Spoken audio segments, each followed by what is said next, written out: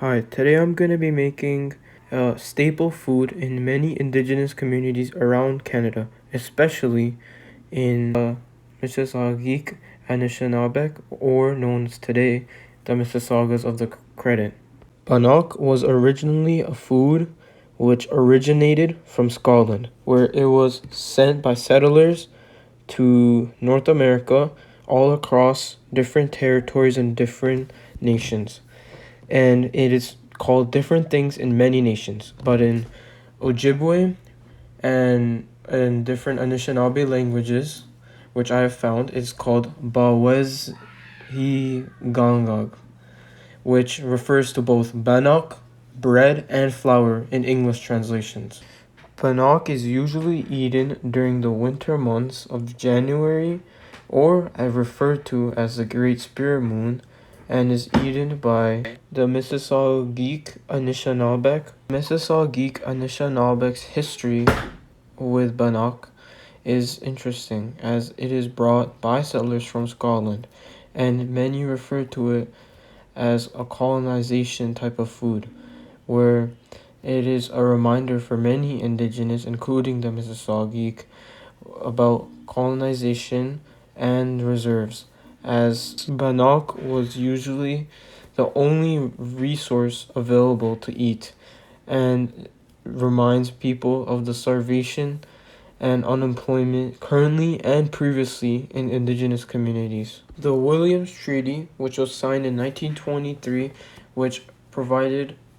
acquisitions of the following areas of land, which were a section in northern Lake Ontario, Trent River, and the Etobicoke River, and different counties in Victoria and Ontario. The Ontario government used these different territories to exploit the land for natural minerals and force the indigenous, which were mostly Mississauga Anishinaabe, off their territory and push them to reserves. The Williams Treaty and many before are a reminder that the land of which we work and sustain ourselves is the ancestral and treaty lands of the Mississauga Anishinaabe, which is also known today as the Mississauga of the Credit, who are the rightful caretakers and who are the title holders of this land. But we also do recognize the rich pre-contact history and relationships, which include the Anishinaabe and the Onkanahonkway. Though Bannock is claimed to be a colonizer food, it is still embedded into many cultures and in Mississauga and Anishinaabe culture, where it is used in many gatherings and special occasions, such as religious ceremonies and different times to celebrate throughout the year, where Bannock is used as the staple meal. Also, many Anishinaabe and Ojibwe authors, such as Richard Wagamese and another such as Drew Hayden Taylor, if you read their stories for Richard Wagamese, Indian Horse, and Medicine Walk, references to Bannock are made, as, for example, when in the book they go to the main characters go to a cabin, Bannock is served, and in Drew Hayden Taylor stories, when such as cottagers and Indians, references to wild rice are made, and some references to bread are made. Richard Wagamese and his many books explain different stories of people who went through colonization, who went through their experiences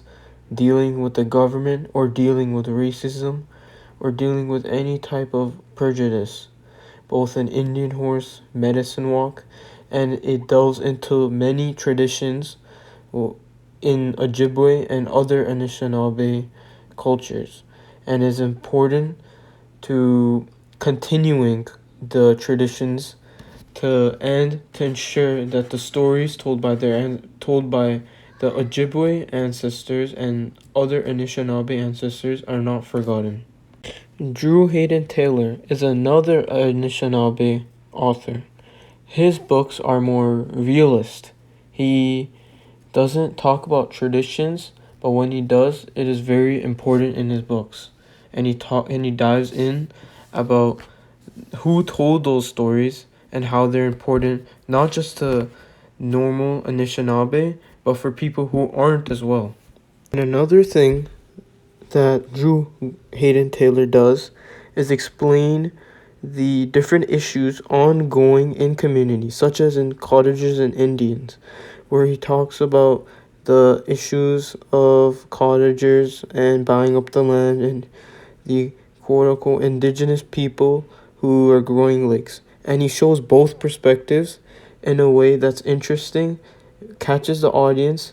and makes the audience come up with their own conclusions, not showing one perspective or showing one point of view, but showing both sides equally as the same person and as human beings. And that is very important